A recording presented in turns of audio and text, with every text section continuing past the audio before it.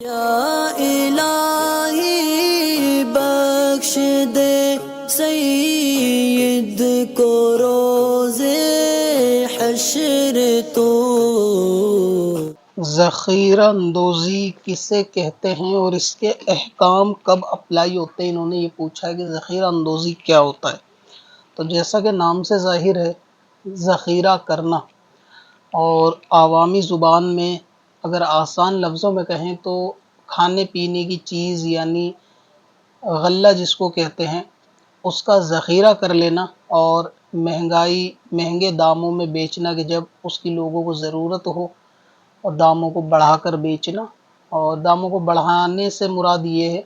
کہ مارکیٹ کے ریٹ کو اوپر لے جانا، یعنی اتنا ذخیرہ کر لینا کہ لوگوں کے پاس سامان کی شارٹیج ہو، اس کا کال پڑ جائے، اور اس کے بعد پھر لوگ جو ہے اس کو زیادہ قیمت دینے پر مجبور ہو جائیں۔ اس نیت کے ساتھ غلے کو جمع کرنا، اناج کو جمع کرنا، اپنے پاس اسٹاک کرنا، اور اسی نیت کے ساتھ پھر اس کو آگے بیچنا، اس کو ذخیرہ اندوزی کہتے ہیں۔ حدیث پاک کے اندر اس کی سخت ممانعت آئی ہے، اور مثال کے طور پہ چند حدیث کے مفاہیم میں آپ کے سامنے رکھتا ہوں کہ جیسے جس شخص نے 40 دن تک جمع کیا اناج، اس کے بعد وہ اس کو صدقہ بھی کر دے تو اس کو کوئی فائدہ صدقہ کرنے کا نہیں ہے۔ یا جو شخص مسلمانوں پہ اناج کو روکے رکھے، یعنی غلے کو روکے رکھے، تو ایسے شخص کے لیے اللہ تمام فرشتوں کی لعنت فرمائی گئی ہے، اور اللہ تعالیٰ اس سے بری ہے، وہ اللہ تعالیٰ سے بری ہو گیا۔ تو اس طریقے سے الفاظ جو حدیث پاک کے اندر ایسا کرنے والے کے لیے آئے ہیں کہ وہ شخص جو ہے وہ جہنم میں سر کے بل ڈالا جائے گا، کہ جو مال کو اپنے پاس یعنی اناج کو اپنے پاس روکے رکھے کہ مسلمانوں کو اس میں آزمائش میں ڈالے۔ تو اس طرح سے ذخیرہ کرنا مال کا، تو یہ حدیث پاک کے اندر اس کو نافرمانی بھی کہا گیا ہے، کہ یہ ذخیرہ کوئی نہیں کرتا سوائے نافرمان کے۔ اسی طریقے سے کہ اگر وہ بندہ سارا صدقہ بھی کرے گا تب بھی وہ اس کے لیے کافی نہیں ہوگا، تو حدیث پاک کے اندر لعنت بھی فرمائی گئی ہے، نافرمان بھی کہا گیا ہے، اور خطا کار بھی کہا گیا ہے کہ ذخیرہ جو کرتے ہیں وہ خطا کار ہیں۔ اور حضور نے فرمایا کہ جو شخص اس نیت کے ساتھ ذخیرہ کرے کہ داموں کو بڑھا کر بعد میں بیچے گا، تو اللہ تعالیٰ اس کو غریبی میں، مفلسی میں مبتلا کر دے گا۔ اور ایک حدیث پاک کا مفہوم ہے کہ اس کو کوڑ میں مبتلا کر دے گا، کہ اگر کوئی شخص ایسا کرے کہ اپنے پاس اناج کو روکے رکھے اور لوگوں کو جب کہ اس کی ضرورت بھی ہو، تو ایسی صورت میں اللہ تعالیٰ اس کو کوڑ کے مرض میں مبتلا کرے گا، غربت کے مرض میں بھی مبتلا کرے گا، اس کو مفلسی کا شکار بنائے گا۔ اور یہ بھی ہے کہ جیسے جو ذخیرہ خور ہوتے ہیں، ذخیرہ اندوزی کرنے والے، وہ بدتر بھی اس کو بتایا گیا ہے کہ وہ سب سے ایک طریقے سے یعنی گھٹیا قسم کے انسان ہیں، اور ان کی علامت بھی بتائی گئی ہے کہ جو ریٹ کے بڑھنے سے خوش ہوتے ہیں، اور جب مارکیٹ کے ریٹ کم ہوتے ہیں تو ان کو غم پہنچتا ہے۔ تو یہ جو ہے نا وہ ذخیرہ کرنے والے لوگ ہیں کہ جن پہ اللہ رسول کی لعنت ہے، فرشتوں کی لعنت ہے۔ اور ریٹ بڑھنے سے خوش ہونے کا مراد یہ کہ ان کے پاس مال جمع ہے، اور اب ان کو پتہ ہے کہ مارکیٹ میں اس کی شارٹیج ہوگی تو ریٹ بڑھیں گے، تو ان کو خوشی ہوتی ہے کہ زیادہ داموں پہ مجبوروں کو، مجبوری کی حالت میں ان کو یہ غلہ جو ہے نا بیچا جائے گا۔ اور جب ریٹ گھٹتے ہیں، کم ہوتے ہیں کسی وجہ سے، تو اللہ تبارک و تعالیٰ جب ریٹوں کو کم کرتا ہے تو یہ غمگین ہو جاتے ہیں جو ذخیرہ کرنے والے ہوتے ہیں۔ تو عام سادہ زبان میں ذخیرہ اندوزی وہی ہوتا ہے کہ ذخیرہ کرنا۔ اب یہ کہ ذخیرہ کس چیز کا کیا جائے گا، کس کا نہیں، تو اس میں علماء کی جو ہے نا آراء الگ الگ ہیں۔ بعض نے صرف غلے کو کہا کہ ذخیرہ جو ہے وہ صرف اناج کا ہوتا ہے، مثال کے طور پہ بحر شریعت کے اندر اناج کے ذخیرے کو ذخیرہ اندوزی کہا گیا ہے۔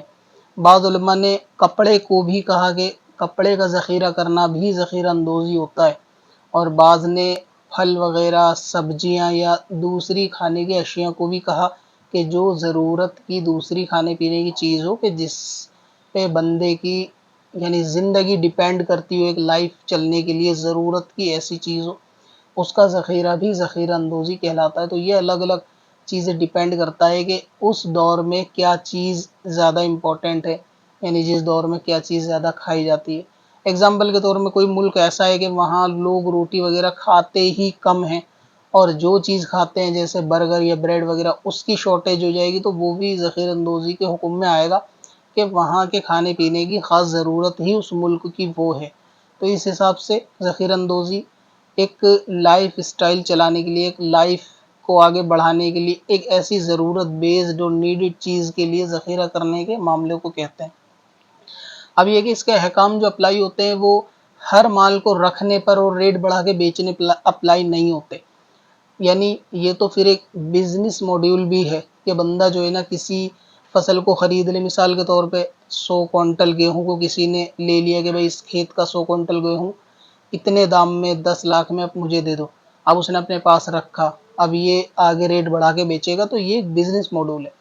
تو اس میں فرق سمجھ میں آنا چاہیے کہ ذخیرہ اندوزی کا حکم یعنی اس کا ناجائز اور گناہ ہونا کس درجے میں آئے گا، کب اس کو اپلائی ہوگا اور کب نہیں ہوگا۔ ایک صورت یہ ہوتی ہے کہ جو چیز بندے کے پاس موجود ہے وہ بازار میں دوسروں کے پاس بھی موجود ہے، اور یہ بندہ ایگزامپل گیہوں کا لیتے ہیں کہ بندہ گیہوں کو اپنے پہ سٹاک کرتا ہے اور بیچتا نہیں ہے، یہ کہ سمجھ گئے کہ یہ میں بعد میں ریٹ بڑھا کے بیچوں گا، تو اس کو بھی ذخیرہ اندوزی نہیں کہیں گے، یعنی اس کا ایسا کام کرنا یہ ناجائز نہیں ہے، کیونکہ اس کی شارٹیج ابھی مارکیٹ کے اندر نہیں ہے، اس کی ضرورت لوگوں کے اوپر نہیں ہے، اور لوگوں کو دوسری دکانوں سے یا دوسرے بیچنے والوں سے یہ چیز آسانی سے مل سکتی ہے، تو اس کو بھی ذخیرہ اندوزی نہیں کہیں گے۔ ایک بات یہ ہوتی ہے کہ بندے نے پورا کھیت خرید لیا کہ بھئی یہ ساری فصل جو ہے اب مجھے دو اتنے میں، اور یہ بندہ آگے ریٹ بڑھا کے بیچے گا، اس نے اپنے پاس ذخیرہ کرا، تو یہ ذخیرہ کرنا بھی ناجائز نہیں ہے، جب کہ لوگوں کو اس کی ضرورت پہ یہ بیچتا بھی ہو۔ لیکن ذخیرہ جو ناجائز ہے ذخیرہ اندوزی، وہ اس صورت میں کہ اس نے اپنے پہ اسٹاک کر لیا، لیکن اب لوگوں کو اس کی ضرورت ہے لیکن یہ پھر بھی مال کو بیچتا نہیں ہے، تو ایسی صورت میں اس کو ناجائز کہا جائے گا ذخیرے کو، اور اس کو جو ہے وہ مجبور کیا جائے گا لوگوں کو بیچنے کے لیے کہ جب لوگوں کی زندگی کا مسئلہ بن جائے۔ اور یہ ذخیرہ انسانوں کے کھانے کے لیے نہیں بلکہ جانوروں کے کھانے چارے کے لیے بھی اپلائی ہو سکتا ہے، کہ جانوروں کا چارہ کا کوئی کاروبار کرتا ہے اور اب مارکیٹ میں جانوروں کا چارہ نہیں، اور یہ بندہ بیچتا نہیں کہ مجبور کرتا ہے لوگوں کو کہ وہ زیادہ ریٹ دیں گے جب مارکیٹ میں شارٹیج ہو جائے گی، تو اس کو بھی ذخیرہ ہی کہا جائے گا، اور یہ جو ہے ٹریڈنگ یہ بھی ناجائز کہی جائے گی۔ لیکن کوئی اگلے سیزن کے لیے بچا کے اپنے پاس رکھتا ہے کہ اگلے سیزن میں دام بڑھیں گے، میں زیادہ ریٹ پہ بیچوں گا، اور ابھی مارکیٹ میں شارٹیج نہیں ہے، تو اس پہ گناہ نہیں ہوگا۔ یعنی آسان لفظوں میں یہ کہیں کہ جس وقت شدید ضرورت ہو اور اس چیز کا اکال پڑا ہوا ہو کھانے پینے کی چیز کا، اور کسی کے پاس وہ بڑے تعداد میں مال ہو لیکن وہ جان بوجھ کے نہ دیتا ہو، تب اس کا یہ جمع کرنا ناجائز ہے۔ اور اگر اس چیز کا اکال پڑا ہوا نہیں ہے، دوسری جگہ موجود ہے، زندگی چل رہی ہے، کہیں اور سے خریدا جا سکتا ہے، تو بندہ اپنے لیے وہ خود جمع کر کے رکھتا ہے، تو اس میں حرج نہیں ہے۔ دوسرا یہ کہ اپنے شہر کا مال ہے، اپنے شہر والوں کو ضرورت ہے، لیکن سارا دوسرے شہر میں جا کے بیچتا ہے کہ زیادہ دام ملیں گے، اور اپنے والے جو ہے وہ آزمائش میں آتے ہیں، تو ایسی صورت میں ناجائز ہوگا۔ تو اگر سخت ضرورت عوام کو ہے اور اس کے بعد بندہ نہیں بیچ رہا، تب اس کا حکم ہوتا ہے، ورنہ عام صورتوں میں تو ہر چیز کا ذخیرہ کیا ہی جاتا ہے۔ ایسا تو نہیں ہوتا کبھی کہ کسی کو آم کھانے ہو تو وہ ہاتھوں ہاتھ پیڑ لگا کے اگائے گا، توڑے گا آم اور کھائے گا، ظاہر ہے کہ اس کا ذخیرہ ہی کیا جائے گا۔ یا ہر چیز جو کھانے پینے کی ہو تو اس کو اسٹاک میں رکھا ہی جائے گا اپنے پاس کہ اس کو باقی سیزن کے لیے بھی چلایا جائے گا، تو یہ ذخیرہ ناجائز نہیں ہوتا۔ اچھا، دوسرا یہ کہ اگر کسی نے اس لیے ذخیرہ کر لیا کہ بھئی آنے والے اگلے سال قحط وغیرہ پڑے گا، یا حالات ایسے ہوں گے کہ یہ چیز کی فصل اچھی نہیں ہوگی، اور اس نے اس نیت سے اپنے پاس کر لیا، تو اس میں بھی حرج نہیں ہے۔ اب یہ کہ اگر لوگوں کے پاس شدید اس کی ضرورت ہے اور موجود نہیں ہے مال، یہ بندہ نہیں بیچتا، تو پھر اس کے احکام بادشاہ اسلام تک بھی پہنچیں گے، قاضی تک بھی پہنچیں گے، کہ قاضی اس کو بیچنے کا حکم دے گا کہ آپ اپنے مال کو بیچو، اور اگر بالفرض وہ نہیں بیچتا پھر بھی ضد پڑتا ہے، تو بادشاہ کو پھر یہ رائٹ بھی ہوتا ہے اسلامی حکومت کے اندر کہ وہ اس کے مال کو عوام کو جو ہے وہ خرید کے دے دے یا خود ڈسٹریبیوٹ کرا دے، اور پھر جب قحط کا معاملہ ختم ہو جائے تو وہ اتنا ہی مال اس کو واپس کر دیا جائے، لیکن اس موقع پر اس سے جبرن بھی لے کے دیا جائے گا، کہ باقی مسلمانوں کو آزمائش سے بچانے کے لیے اسلام کے اندر ہر طریقے سے احکام رکھے گئے ہیں کہ جس میں کسی کو بھی آزمائش میں نہ ڈالا جائے۔ یعنی اس کو آپ مونوپولی کہہ لیں کہ مارکیٹ کی مونوپولی بندہ کریٹ کر لے، اور بادشاہ اسلام ایسی صورت میں کہ جب اکال اور قحط ہو اس کا سارا مال نہیں لے سکتا، اس پر بھی اس کے خاندان پریوار کے کھانے کے لیے چھوڑے گا۔ مثال کے طور پہ کسی پہ بہت مال جمع ہے، اناج کی مال سے مراد ہے اناج جمع ہے، تو اس کے پاس بھی اگر وہ بندہ 1 سال کا اپنے گھر والوں کے لیے رکھنا چاہتا ہے تو اس کو 1 سال کے رکھنے کی بھی پرمیشن ہوگی کہ آپ سال بھر کا اپنے پاس رکھ لو، اگلے فصل آنے تک جو کھاؤ گے پورے سال تو اس کو اپنے گھر والوں کے لیے رکھ سکتا ہے۔ باقی مال کو جو ہے نا عوام کو دیا جائے گا کہ جن کے پاس اس کی شدید ضرورت ہے، یا جانور کا چارہ ہے اور جانور اس کے بغیر جو ہے وہ بھوکے ہیں اور اس کے سوا کوئی دوسرا چارہ موجود نہیں ہے، تو اس صورت میں۔ لیکن موجودہ دور میں کیا ہوتا ہے کہ جیسے دکانوں پہ لوگ چینی کے کٹے رکھ لیے، اناج کے کٹے رکھ لیے، چاول کے، تو ہے تو یہ بھی ذخیرہ اپنے اپنے گودام میں، تو یہ وہ ناجائز اور حرام کے حکم میں نہیں ہے،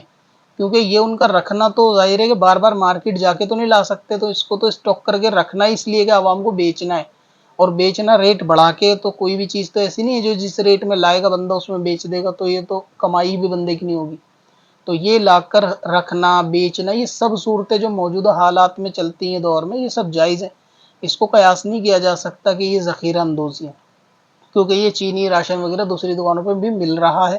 اور اس کا رکھنے کا پرپس بھی یہی ہے کہ بار بار بازار سے یا گودام سے نہیں لا سکتا، تو بندہ اپنے پہ جمع کر کے رکھتا ہے۔ تو یہ مال جو ہے اپنے پاس رکھ لیا بندے نے، اور یہ اس بڑے لیول پہ ہوتی ہے ذخیرہ اندوزی کے جس سے واقعی مارکیٹ کے ریٹوں پر فرق پڑ جائے، یعنی اتنا مال رکھ لیا خرید کے، اور تمام سورس سے کہ اب اس شہر والوں کے لیے واقعی میں پریشانی کا سبب بن سکتا ہے، لیکن موجودہ دور میں ایسا ریئر چانس ہوتا ہے کہ کوئی ایک بندہ اتنا مال سارا ہی رکھ لے گا پورے شہر میں، دوسری جگہ وہ نہ ملتا ہو، کیونکہ اب ہر چیز کی جو ہے وہ پیداوار دوسرے لوگ بھی کرتے ہیں، تو یہ ایک چیز پہ ڈیپینڈ نہیں ہے۔ مونوپولی والا سسٹم کم سے کم کھانے پینے کے معاملے میں تو میرے عقل کے مطابق نہیں ہے۔ تو اس طرح سے دکانوں کے اوپر یہ سامان وغیرہ رکھنا کہ لوگوں کو ریٹ بڑھا کے دیں گے، تو اس میں نہ کوئی گناہ ہے، نہ کوئی کراہت ہے، نہ کوئی حرج والی بات ہے۔ اور اسی طریقے سے یہ کہ اپنے مال کو بندہ بیچنا ہی نہیں چاہتا، یعنی یہ کہ میں اگلے سیزن میں بیچوں گا، صرف جمع کر رہا ہے،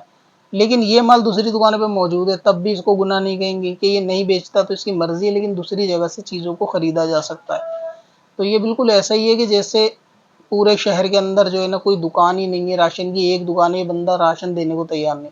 اگر دکانیں، کیونکہ آج کے دور میں تو کم سے کم ایسا ہے کہ ہر جگہ پرچون کی دکان موجود ہوتی ہے کرانے کی، تو کھانے پینے کا سامان وہاں سے جنرلی خریدا جا سکتا ہے، تو کوئی بندہ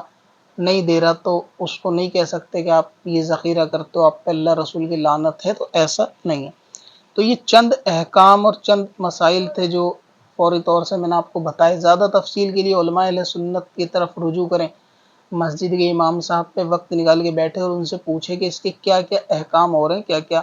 اس کے لیے کنڈیشنیں ہو رہے ہیں، اور یہ کب کیا جائے گا، کب نہیں کیا جائے گا۔ کچھ چند اگزامپل میں نے اس ویڈیو میں آپ کو دے دیے کہ امید ہے وہ سمجھ میں آپ کو آیا ہوگا کہ کس چیز کو کہتے ہیں، کس مال کو کہتے ہیں، کب اس کا حکم اپلائی ہوگا، کب نہیں ہوگا، کب ذخیرہ کرنا منع ہے، کب ذخیرہ کرنا ناجائز ہے۔ اپنے گھر والوں کے لیے کھانے پینے کے لیے بھی بندہ سال بھر رکھنا چاہتا ہے تو اس کے رکھنے کی بھی اجازت ہے، اس میں بھی شرعی طور سے حرج نہیں ہے، لیکن یہ کہ مارکیٹ کے ریٹ کو اوپر بڑھا دینا، اتنا مال رکھنا اور آگے لوگوں کو نہ بیچنا، مجبور کر دینا کہ اس سے خریدیں گے، تو مجبوری ہے کہ زیادہ ریٹ پر بندہ بیچ سکے گا، یہ ناجائز ہے۔ اب اپنی قضا عمری نمازوں کا حساب لگانا ہوا اور بھی آسان۔ وزٹ کریں qazakalculator.smswarsi.com پر اور اس کیلکولیٹر سے اپنی تمام قضا نمازوں کا حساب منٹوں میں کریں اور ڈاؤن لوڈ بھی کریں۔ کب سے اپنی خطاؤں کا شمارا جائے گا،